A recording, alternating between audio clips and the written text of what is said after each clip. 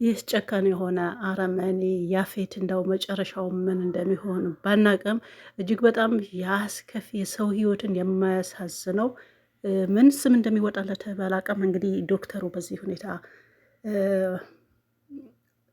አስናክቶታል ማለት ይቻላል። ሌላው ደግሞ ኤፍራታ ጽንሱን የማን ነው የምለው ነገር ይዞ አሁን ጽንሱን ለማስወጣት ከዛ በፊት ታስታውሳላችሁ የቤዛን ጽንስ አስወጥቷል በመድኃኒት አድርጎ ያው የራሱ ልጅ ነበረ ያን ያስወጣው። አሁን ደግሞ ያፌት ነው ያው የሱ እንዳልሆነ የተለያየ ትውስታዎች ከዛ በፊት የነበረውን እንትን አስታውሶ የእሱ እንዳልሆነ ቆቃ ይሄ የናታ ይሆናል ብሎ እንግዲህ ኤፍራታ እንደምናያት በአሁኑ ሰዓት ታማለች። በሕክምና ወይም ደግሞ በመድኃኒት አሳቦ ኪኒን ያው ሊሰጣት ነው ማለት ነው። እኔ ብለው አንተ ማር ምንድን ነው ማስረገዝ አትችልም ነው እንዲህ ነው ነገሩ።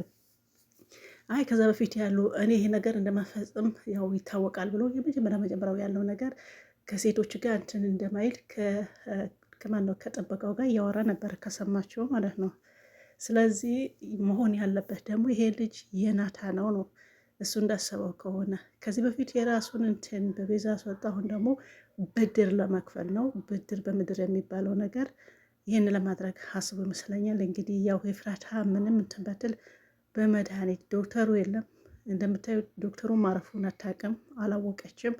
በዶክተሩ አማካኝቶ መድኃኒት ሰጥቶ እንግዲህ ከመድኃኒቱ ሊያስወጣት ነው ማለት ነው። ልጁ ጽንሱ ሊያቋርጣት ነው። ይሄ የተረገመ ሰውዬ ምን ማለት እንዳለብኝ ባላቅም እንደዚህ አይነት ክፉ ሰዎች አሉ ማለት ነው። ያው በነገራችን ላይ እዚህ ጋር የተገነዘብኩት ምንድን ነው ኤፍራታ ያው ታውቀዋለች፣ መጀመሪያም ትወደዋለች። ምንም በግድም ቢያገባት ያው ልቧ ወይም ደግሞ ፍቅሯን ናታ ላይ ነው። ናታም ደግሞ እንደዛው ከቤዛ መጀመሪያ ግንኙነታቸውን አይተናል እንዴት እንደነበረ።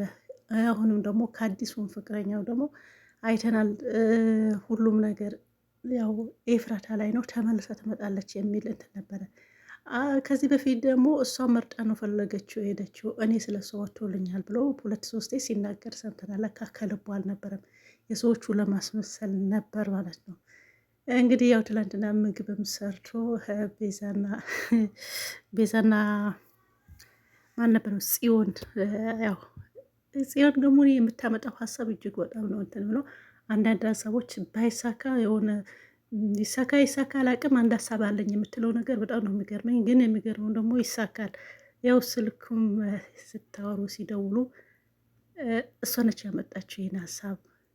ኤፍራታ ጋር ደውለው ኤፍሬም ማነው ያፌት ከሌለ እንዲያወራል ካለ ደግሞ በቃ ሲስተማቲክ በሲስተም ነው ተጠቀመችው እና በጣም ትችላለች፣ ጎበዝ ነች። ስለ ምግቡ ማሰራር እኔ ያስቀውኛል።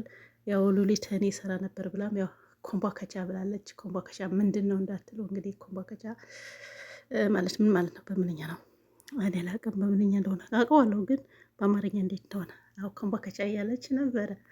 ነገር ግን አሁን ስሪ ብትባል ልትሰራ አይደለም። እሷ ደግሞ ምንድነው አሁን የያዘችውን ግን ያለ ሌለው መቅረጽ ማለት ነው። መቅረጽ እያስለመዳት ደግሞ ያፌት ነው። ከዛ በፊት አልነበረም።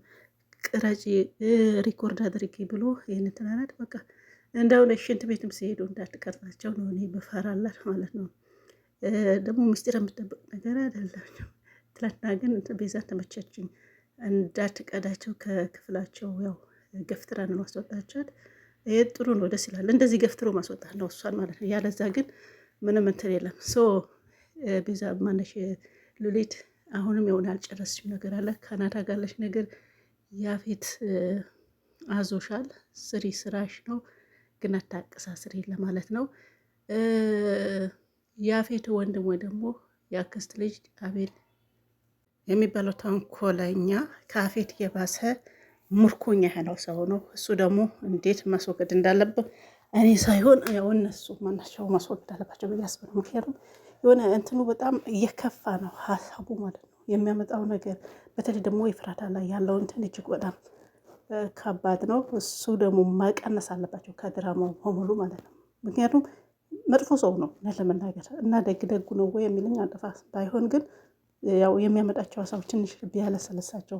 ሌላው ደግሞ የታገቱ ሴቶች እስካሁን አልተፈቱም። ለምን እንደሆነ አላውቅም። መፈታት አለባቸው፣ መደረስ አለባቸው። ያፌት ራሱ አሁን መወገድ አለበት። እሺ ዶክተሩ አስወገደው፣ ከዛ በኋላስ ያፌት ሌላውን እስከሚያስወግድ አሁን 2 ነፍስ ሊያጠፋ ነው።